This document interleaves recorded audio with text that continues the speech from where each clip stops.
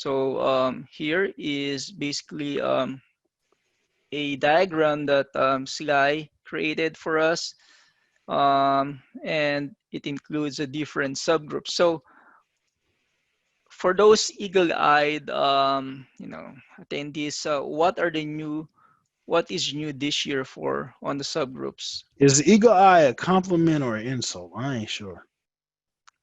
Eagle-eyed, meaning you're able to see it quickly. Make sure They're on it. I you're see on it. Okay. tribal foster youth, tribal. Yeah. And then, TFY. Somebody Ellen said TFY. oh, there you go. That's right. So it's a tribal foster youth. And then notice also in the middle, we only now have active enrollments. Basically, in prior years, we've been collecting completers in fall 1.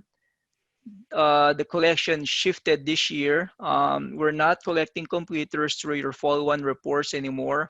We collected that based on your end of year 3, 1 year grad or 1 year completer. So if you run your 1.21 and then also go to 8.1 for EY3 and filter it for just the 1 year grad, then you would account for those completers.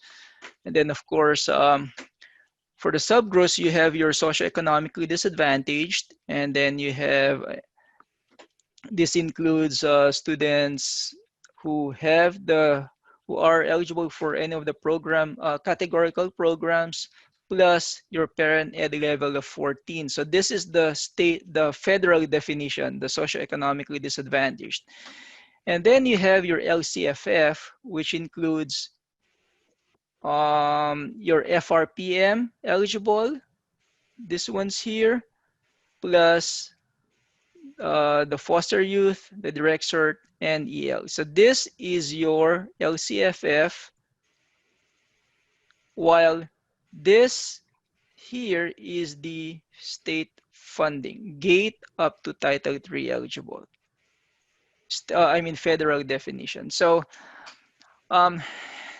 so this is just a diagram, and then of course you have here how how the data is collected from. You have through student program, through the SINF file, through the SILA, and then through weekly or monthly state matching. So for foster youth, this is weekly. For direct certification, it's monthly.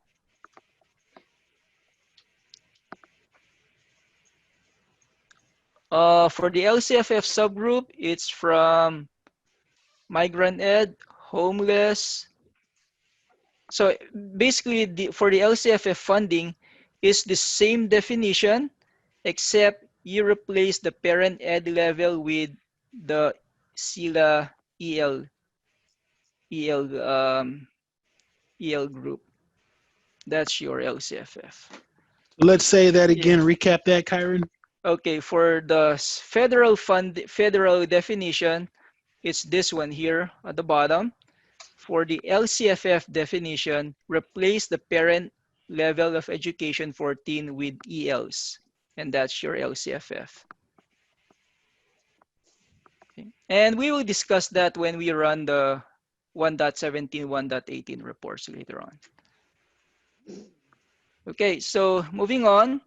So in a normal year, basically this is the sources of eligibility for your free and reduced price meal subgroup. So you have students who qualify based on income eligibility or who are enrolled in CEP and Provision 2-3 schools, and then you have students who are eligible based on categorical programs that ported in.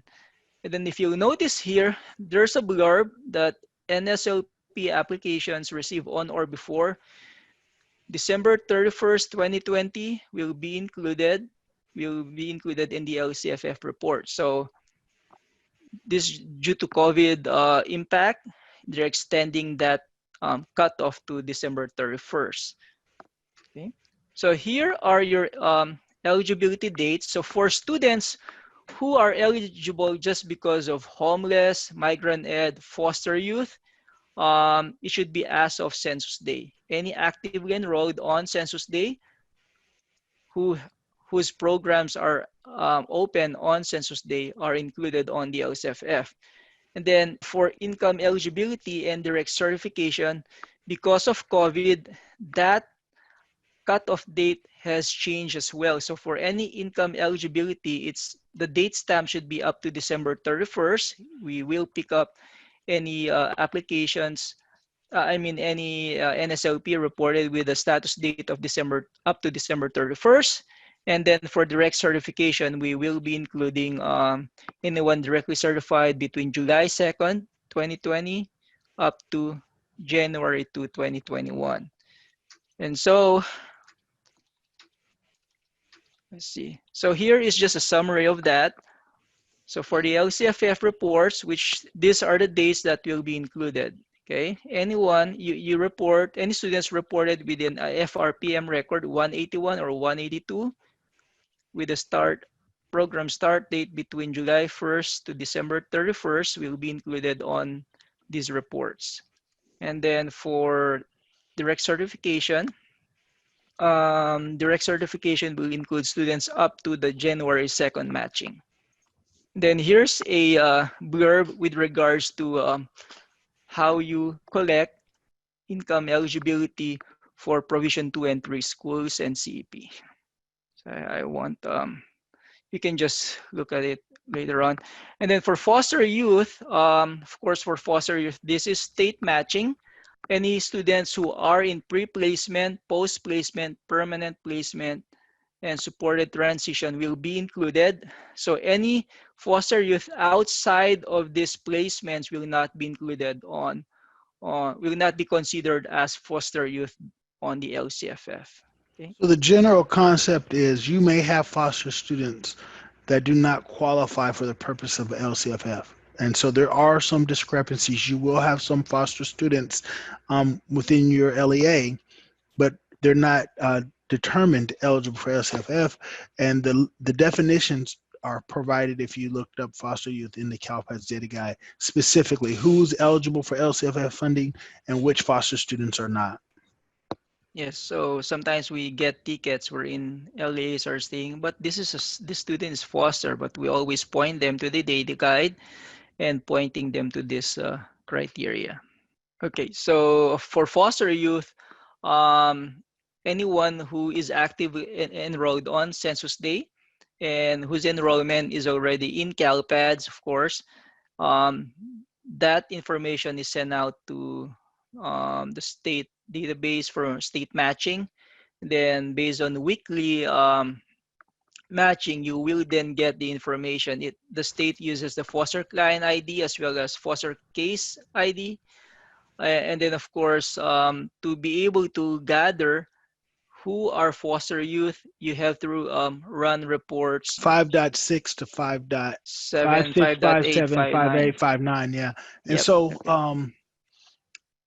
like your direct search students, CalPADS takes your students' demographic data and has a table from the Department of Health and Human Services, and that demographic data is going to be used to identify which students are foster youth, right?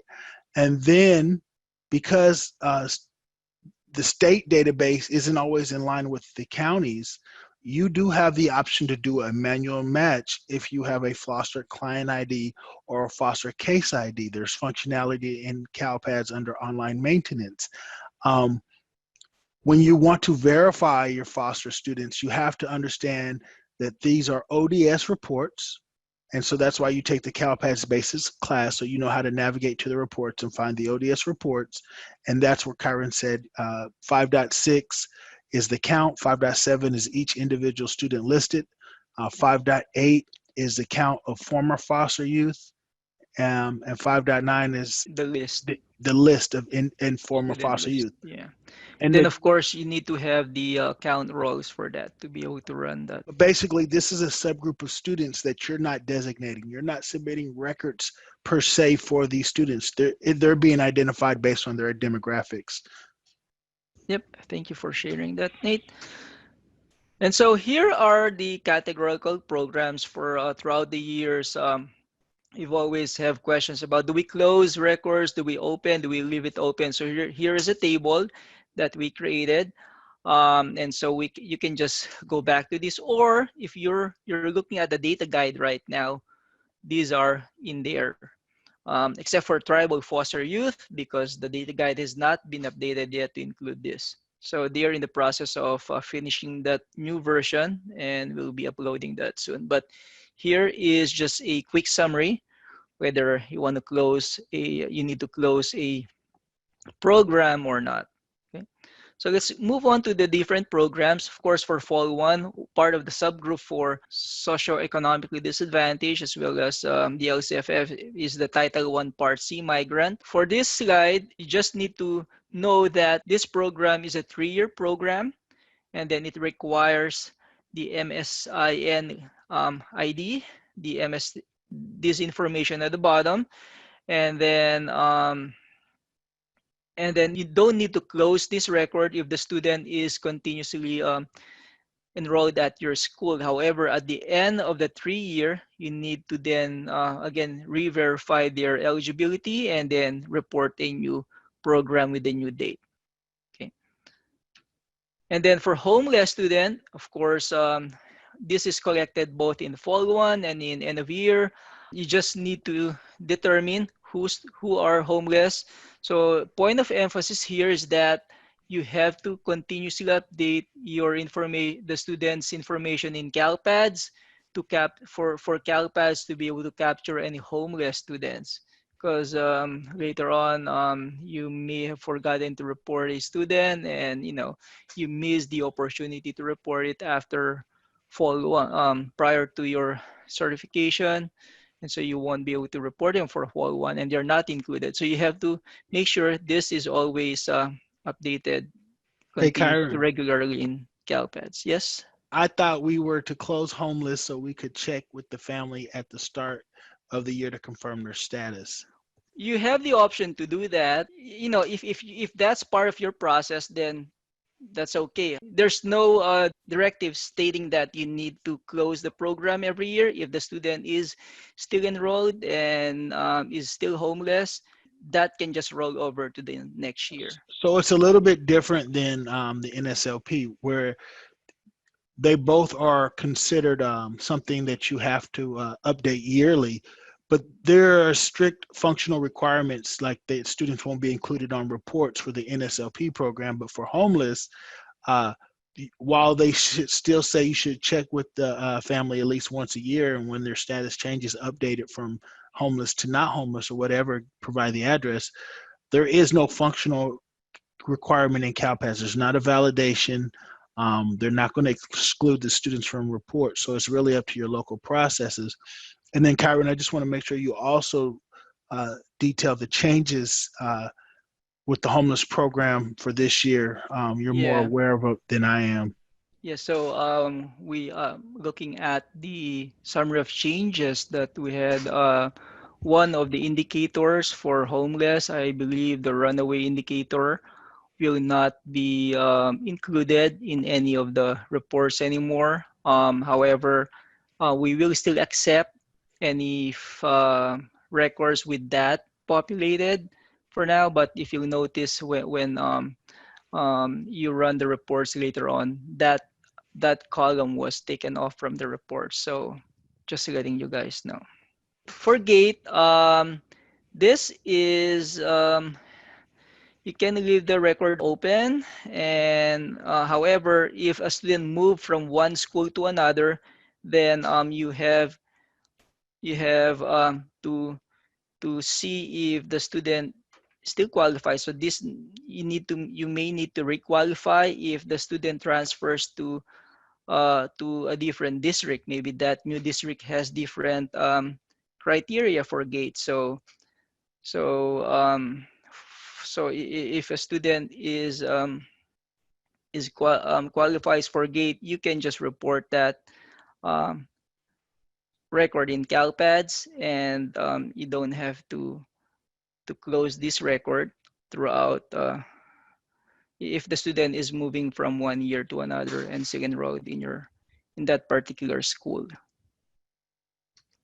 And then we have our TK and the program.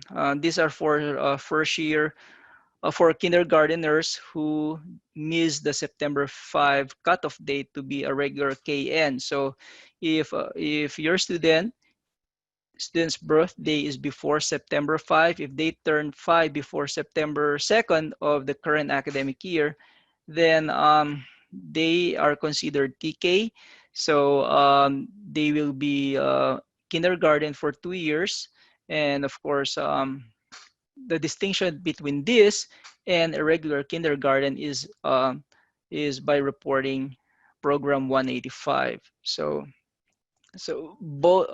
basically, students who did not make the cutoff for 5 years old will still be reported within KN. However, submitting this program will provide a distinction between your regular students and those students who are TK.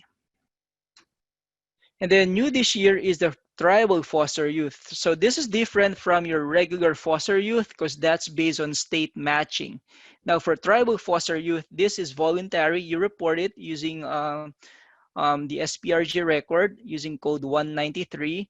We had some, where was that? Here, flash 186. So if you're wondering how to collect information with regards to tribal foster youth, there's a link here. Just go here and there are different resources, especially for tribal foster youth at the bottom for foster And that, youth collection. So and if you're looking in the chat, I'll see if I can find it. That link was provided. okay, so let's move on. So starting this year, your LIP programs will be collected in fall 1. So last year we collected them in end of year, in fall 2. It was part of your fall 2 collection, but this year it will be collected in fall 1 because it's student based, it's not course based. So you probably have the information now, and so you can report this any students who needs to be reported with a LIP. So for EL students, this is required. Okay, so EL students will need to be reported with a LIP program. However, there are students who are not ELs, who are not IFFs, and who are basically EOs who may be in classes that has instructional programs involving different languages. And so with that in mind, you can also report EO students with LIP programs. So EO can be reported with 300, 301, 302, and 304 and 306. So 305 and 303 is specifically for EL. So and you can report EOs in the different codes. Okay, and then this year we will be including report, I believe 2.14, which is the LIP program count report, and then we've already added a student details report because that was missing last year. So now you have the ability to be able to know who were reported with the LIPs. Then of course We, we have our, yes, Nate. good. I wasn't sure my mic was open. We have some questions about the LIP. Does the LIP need an end date? Only if they are not qualified, they are not eligible anymore, or they are not in any class. So years ago, there used to be a big distinction between eligibility and participation programs. And typically fall 1 were considered eligibility programs. And the general rule was if we're collecting whether or not the student's eligible, you only exit the program when their eligibility ends. That's kind of been blended now between fall 1 because there's eligibility programs for end of year. But for most of these programs, it still holds true that you would exit them only when their eligibility ends. So that's like GATE, homeless, Yeah, migrant ed, when the student's foster. eligibility ends. And so generally with these programs, and that is explained in the data guide, but just to be specific and to answer the question, like Karen said, no, the LIP does not need a program end date. Certainly, if the type of instruction the student receives changes and they're no longer receiving it, perhaps you should close it, but it's an eligibility program. Okay. And then, of course, we have our English learners, which comes from the SILA, and this is for LCFF inclusion. So as I've mentioned earlier, any ELs with status dates up to November 13th will be included on your LCFF report. And then you have your Title III eligible immigrant. These are your students who are born outside of the US. This excludes Puerto Rico. So basically anyone born within the 50 states, Washington, D.C. or Puerto Rico is not considered eligible. So anyone who's foreign born has been in the US schools for three years and is between ages 3 and 21. So this will come from your SINF. This is not basically an SPRG record that you need to report. It is derived from your SINF information, the student's demographic information. And then you have your students with disabilities. So anyone with education plan type 100, 150, 200, 300, 700, 800, or 900. They are basically, once you report the SPED record, then it should be included on the reports. However, for SSRVs, you only report them for students with plan type 100, 150, and 200. Okay. And then, of course, don't report them for triennial meetings because you'll get Cert 140s down the road. I'm sorry, Kyron. With the students with disabilities, from last year to this year, we learned a lot, right? And so what we really need to know is that we're not only reporting students with active plan types, that's what Kyron said, 100, 150, 200, also the results of students who have been referred for services and evaluated or are pending evaluation. So there are other plan types included. And then as a point of note, since we didn't submit services last year for Fall 1, we need to also understand that service records are only accepted and expected for those with the active plan type. So there's no service for a student that's pending evaluation. There's no service for students that was found eligible and there's no education plan. And then there's, of course, if a student's not eligible, there's no service, right? Student wasn't eligible. The next one, yeah. And so when these records are submitted, they're submitted, one, there has to be a plan type, and two, there also has to be a meeting. And we know most of you don't submit these records if you're a CIS data coordinator, right? This is your SEDS data coordinator, right? But there are initial meetings, right? These are initial evaluations where students are determined eligibility, and depending on their age, there's a Part B and a Part C. Then there's every student must have an annual meeting, right? And the annual meeting is in regards to the services. The initial and the annual meeting are where your services are attached to. They share an identifier. And then there's a 30, which is pending evaluation. So if you have a student that has a 300 pending, the meeting type would be pending evaluation. They haven't had it yet. It could be due to COVID, right? There's a student that needs to be tested, but it's not so important to the parents because of the risk of the student's health, and so that evaluation has been put off. And then you have additional IEP meetings that can be held at any time. So a student may have more than one annual a year. Any additional meeting is going to get the code of 20 annual. And then there's an evaluation for continued eligibility. And we call them triennial meetings because they have to happen at least once every 3 years. But they can happen more frequently. So if a student's primary disability changes, that's done through an evaluation. And that would be a triennial evaluation, right? And so a student may have a triennial more often than every 3 years, but it's really just an evaluation for eligibility. But at the very least, it must happen every 3 years. It doesn't necessarily. So we know that every SPED record has to have a meeting type, and then we know that the services can only be attached to initial meetings or annual meetings, not pending and not eligibility. And we emphasize this because that marriage between meeting records and services was a point of contention for end of year 4.